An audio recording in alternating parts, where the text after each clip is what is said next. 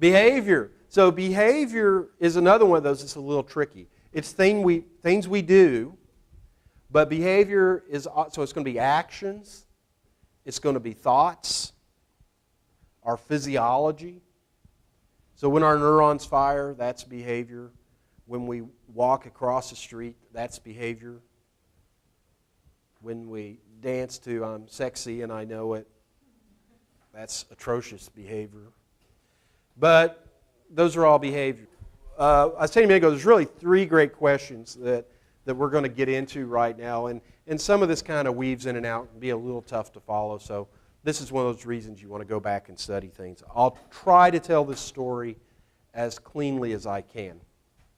So three great questions in psychology. First, the nature-nurture debate. So the nature-nurture debate we've already hit on a little bit. That question being, are our key traits, our essential features, who we are, is all that the result of our experience and our environment, or are these traits the consequence of our DNA? Is DNA our fate? That's the essential question. And as you can see, it goes all the way back at least to early Greek times, early philosophers.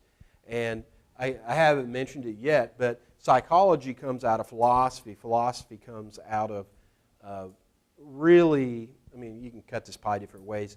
I kind of think of it as the early Greeks starting to think in early scientific terms.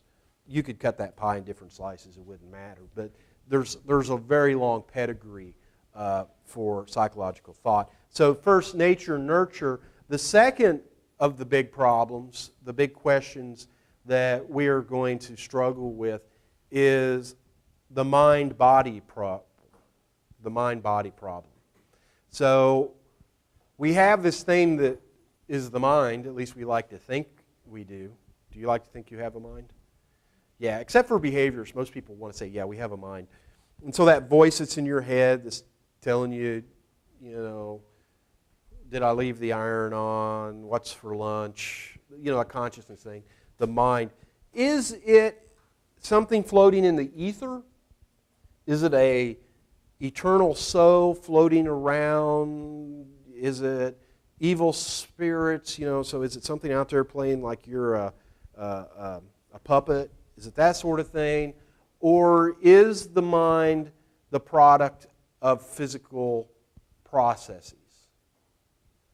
Is it something that comes out of the body? Is it physically based?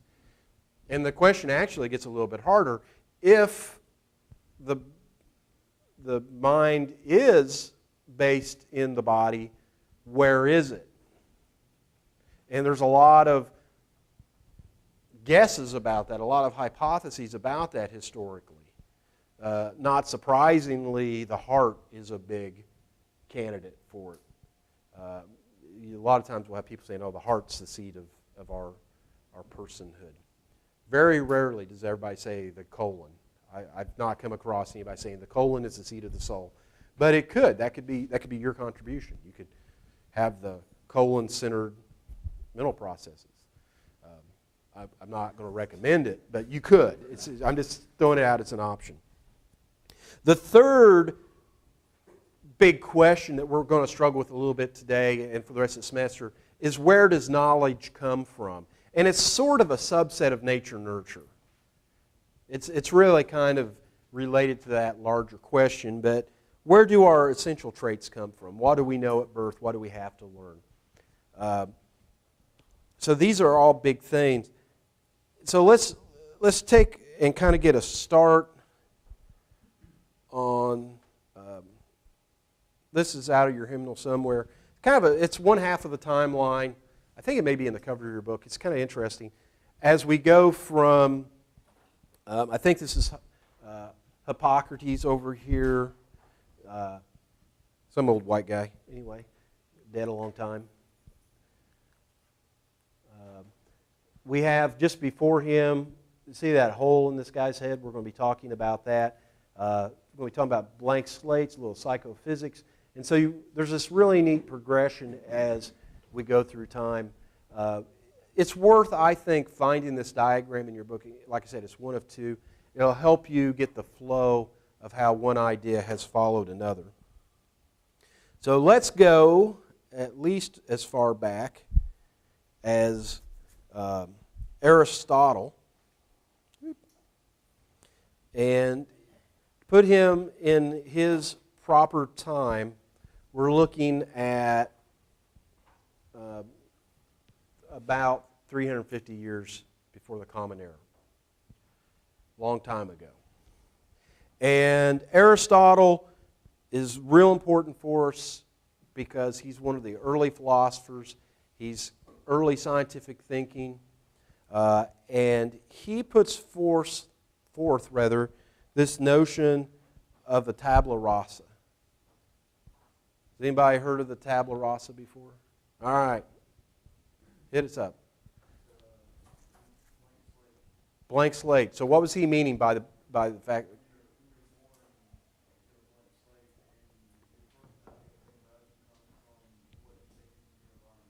Outstanding. Good for you. If I gave gold stars, I'd probably give you one, but I don't. But if I did. So good answer, yeah. So Aristotle says we are like this chalkboard. There's nothing written on it. It's clean. Experience is what shapes you. The consequence of this is that it's real important how you're raised. And we'll see some fairly extreme versions of this argument in a little while. But flowing out of this sense of the tabula rasa is this notion of empiricism. I'm having real big dot problems. So what happens is the software I used to make these overheads thinks that's a period and makes it real big if I accidentally hit the screen with my pen. And it doesn't show up until I enlarge it. So I apologize for those. But empiricism is going to be the idea that knowledge comes directly from experience and nowhere else. So an empiricist might argue that if you took an infant and raised them around people with no language, or in an environment with no language, that this infant would not develop language. That the capacity is simply not there until they're exposed to it. Now, somebody with an alternate viewpoint would say this person would probably come up with some kind of grammar, some kind of language. Might not be something you'd recognize, but some form of communication that comes out of grammar laws would follow. So now empiricism is going to sort of be contrasted with something we can call rationalism. And rationalism is going to be the idea that knowledge comes from reason and common sense. And we want to contrast knowledge and traits because we're kind of treating them the same, and for our purposes they can be. But realize that knowledge are going to be represented in things you can do, things that you know, knowing that something's a chair, knowing what a chair is used for. A trait, however, is a fundamental characteristic, like having brown hair, how tall you are, your personality, those sorts of things. We'll have more to say about that eventually. So if you follow empiricism, there's going to be obviously an empirist position. And the empirist position is that the brain has inborn capabilities for learning, but does not contain any content. So no knowledge, no beliefs. So an empirist is going to say that there's enough software in your brain, inherent, if you will, that you have the ability to learn.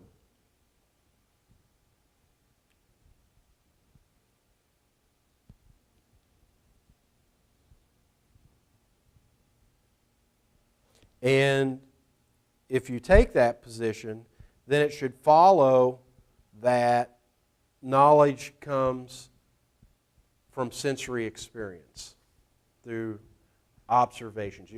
Things have to come in through one of the senses: taste, smell, vision, not through magical implantations.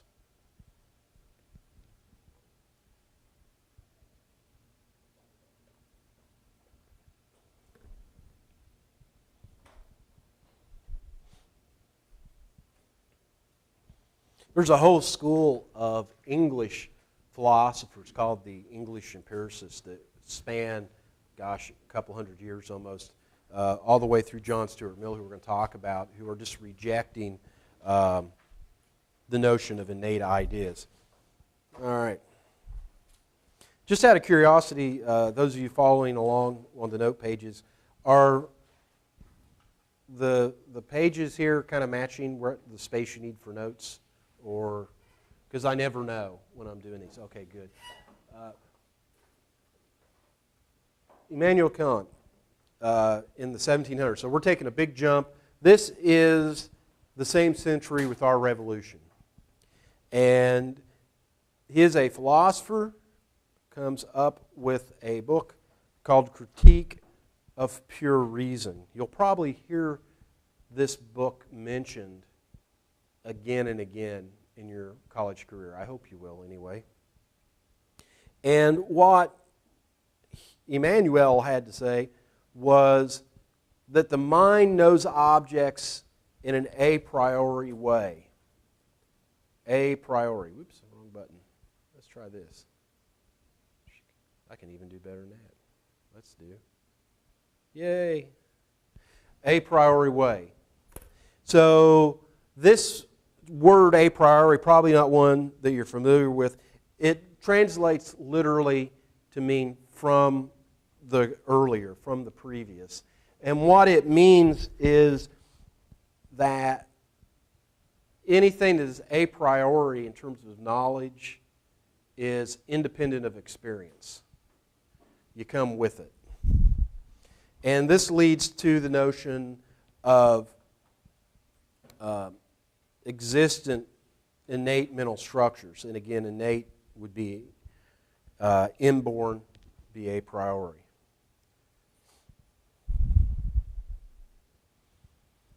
So, yes, ma'am. Can you repeat what a priori means? Yes. Oh, would I? Okay. Yeah. It means from the earlier. So it suggests that it's inborn. So to this point, we've had the blank slate kind of thought.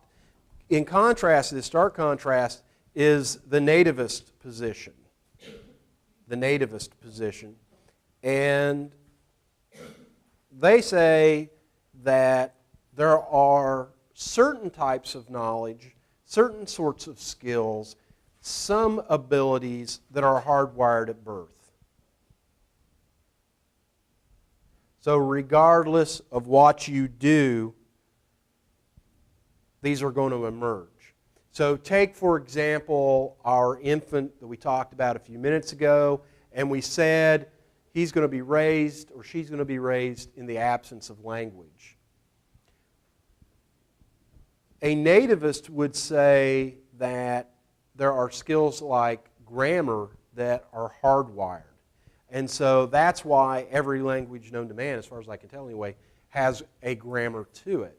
The grammar of English may be different than that of German or Japanese or what have you, but there is an innate grammar. So they would say that sort of thing.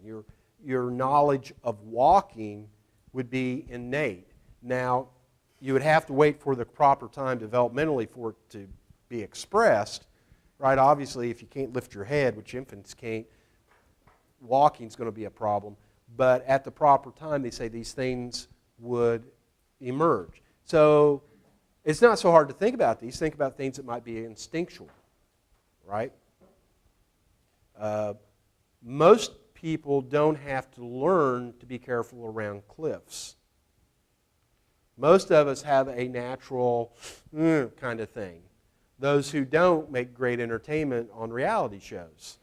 But the reason that we have this innate ability, I would suspect, I don't know this, but my hypothesis would be, people who weren't particularly afraid of falling off the cliff did. And they did it a lot, and didn't pass on as many genes as those who were scaredy cats. So all of us here who are afraid of falling off cliffs have a long yellow streak tradition. Good for us. Now, it's a safety thing. Other things, how many of you are instinctually afraid of the Easter Bunny? Snakes? Spiders?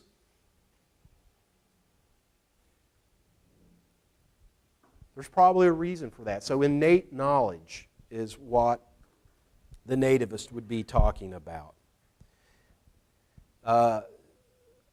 So who are kind of the modern nativists, the people who are doing things today in this tradition? Jerry Fodor, Noam Chomsky, a notorious, well, I say notorious, famous linguist. He's interested in language. Noam made his splash by taking on B.F. Skinner, one of the greats in psychology. And then Steven Pinker is also a philosopher. And his big thing is that he believes the brain evolved in a series of modules, different areas tasked to do certain things.